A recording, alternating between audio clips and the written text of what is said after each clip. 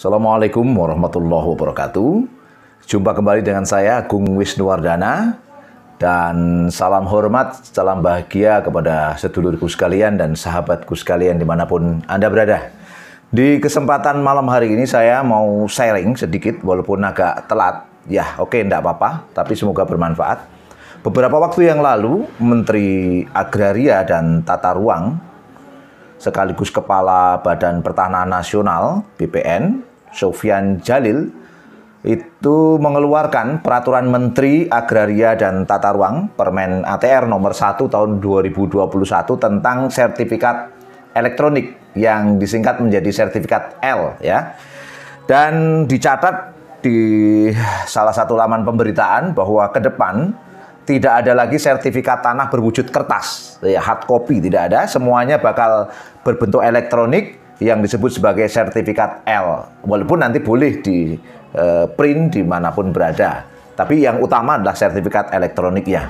Ya, saya mencatat beberapa titik kritis di kesempatan kali ini yang semoga bisa menjadi sharing buat kita semua dan juga kritik pada penguasa agar coba menata ulang apa yang ada ini.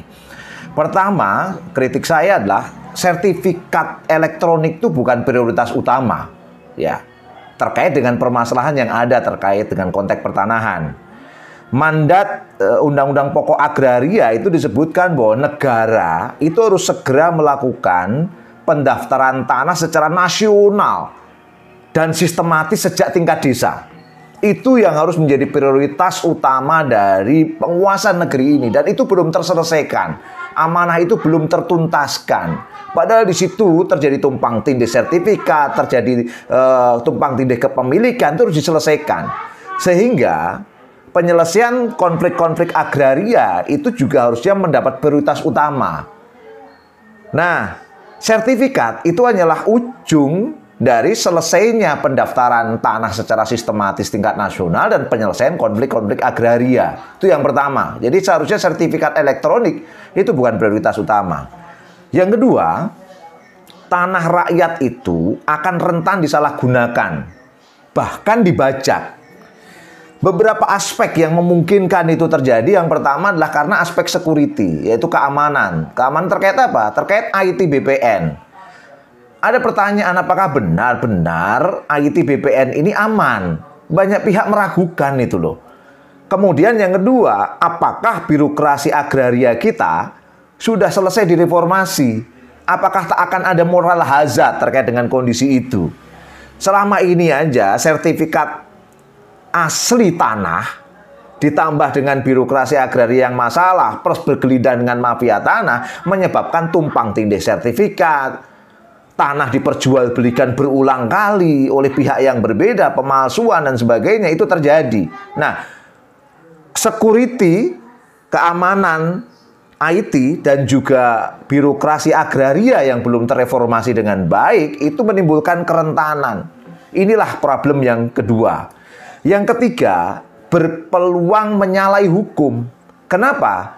Karena secara hukum rakyat tuh berhak atas sertifikat asli, yaitu hard copy itu. Itu penting gitu loh. Seharusnya sertifikat elektronik itu hanya pelengkap saja. Dan dengan tujuan apa? Untuk memudahkan database tanah, sebatas itu. Jadi seharusnya digitalisasi sertifikat itu bukan bersifat menggantikan hak rakyat atas sertifikat asli. Sertifikat asli itu harus ada. Dan inilah yang saya katakan tadi, berpeluang menyalahi hukum.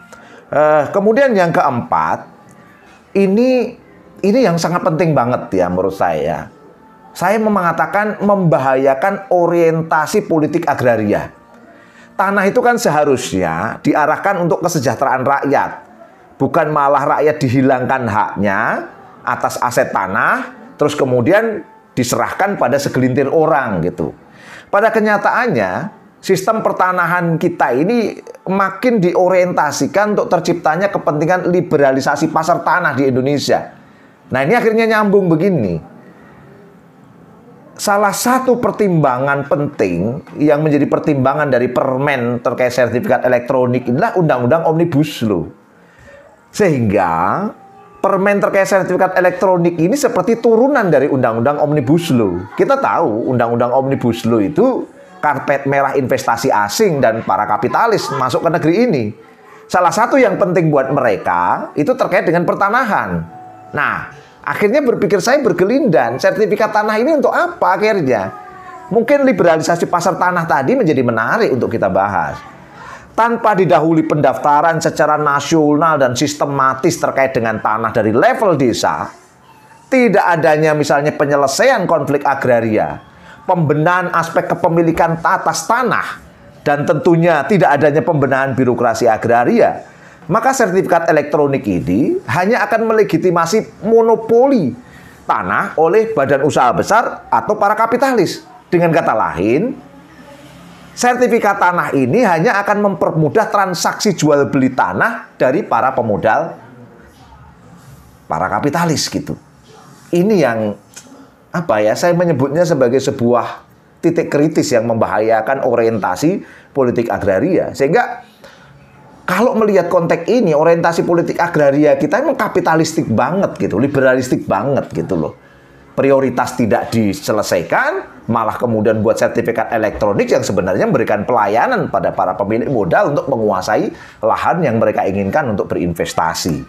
Nah, harus ada proses untuk menata ulang dari 4 kritik saya tadi terkait dengan sertifikat elektronik. Dan waktunya sekarang kita nyoba menata. Nah, dalam konteks ini ada satu pengajaran penting dari Islam tentang tanah ya. Pertama, sistem ekonomi Islam itu akan memandang bahwa kepemilikan tanah harus diatur sebaik-baiknya dengan tujuan apa? Untuk mempengaruhi rangsangan produktivitas. Merangsangkan produksi terhadap tanah itu sehingga akan punya manfaat lebih banyak. Islam tidak mengizinkan terjadinya penguasaan tanah secara berlebihan di luar kemampuan untuk mengelolanya. Ya. Islam juga tegas menolak sistem pembagian tanah secara merata karena itu juga tidak adil tentunya. Nah, karenanya hukum-hukum seputar tanah dalam Islam itu memiliki karakteristik yang khas. Beberapa poin diantaranya ya. Sistem ekonomi Islam mengakui bahwa tanah termasuk kategori kepemilikan individu, ya. Tanah kepemilikan individu. Apabila catatannya tidak ada unsur-unsur yang menghalanginya. Seperti apa? Ada kandungan bahan tambang, ada kandungan kekayaan yang melimpah, atau kalau dimiliki pribadi tanah itu menimbulkan problem lingkungan hidup yang sangat strategis, tentunya tanah-tanah yang demikian tidak boleh dimiliki individu. Oleh karena itu, misalnya hari ini ada pertambangan, ada tanah yang memiliki tambang yang sangat luar biasa, apakah batu bara, mineral, dan sebagainya, jelas tidak boleh dimiliki oleh individu. Termasuk misalnya tanah di ketinggian yang sangat di hulu sungai yang menimbulkan, kalau dimiliki individu menimbulkan gangguan lingkungan hidup dan akan bisa mengganggu semua orang. Tentunya tanah-tanah demikian tidak boleh juga dimiliki oleh individu. Dia harus dipertahankan sebagai cagar alam, sebagai penjaga ekosistem gitu loh. Nah, ini yang tidak ada dalam perspektif kapitalisme gitu. Bahkan tanah-tanah itu malah diserahkan kepada siapapun, walaupun merusak lingkungan, walaupun mengambil barang tambang yang harusnya menjadi milik umum. Itu poin pertama. Nah, oleh karena itu, tanah dalam konteks ini, kalau memang secara syarat boleh dimiliki individu, dia boleh dipindah tangankan. Dengan cara apa? Hukum waris Islam.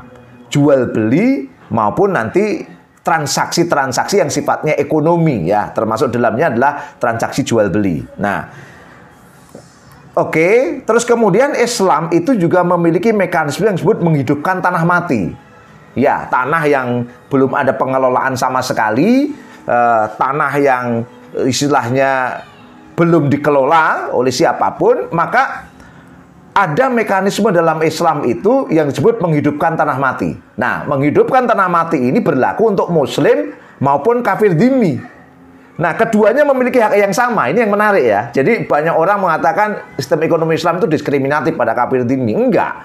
Kafir dhimmi ini akan memiliki hak atas tanah untuk hak atas menghidupkan tanah mati. Ini yang paling penting ya. Jadi dalam konteks ini keduanya, Muslim maupun non-Muslim, termasuk dalamnya kafir dhimmi, itu memiliki hak yang sama tanpa ada perbedaan sedikit pun.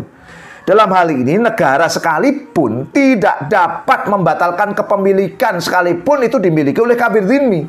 Nah, hal semacam inilah ya yang menjadi penting, bahwa hukum tentang tanah itu berlaku untuk semua, muslim maupun non-muslim. Nah, apabila tanah yang telah dimiliki oleh individu tadi dibiarkan tanpa dikelola selama 3 tahun, maka negara berhak mengambilnya, mengambilnya dari si pemilik tanah tadi dan diberikan kepada orang lain. Siapa orang lain itu?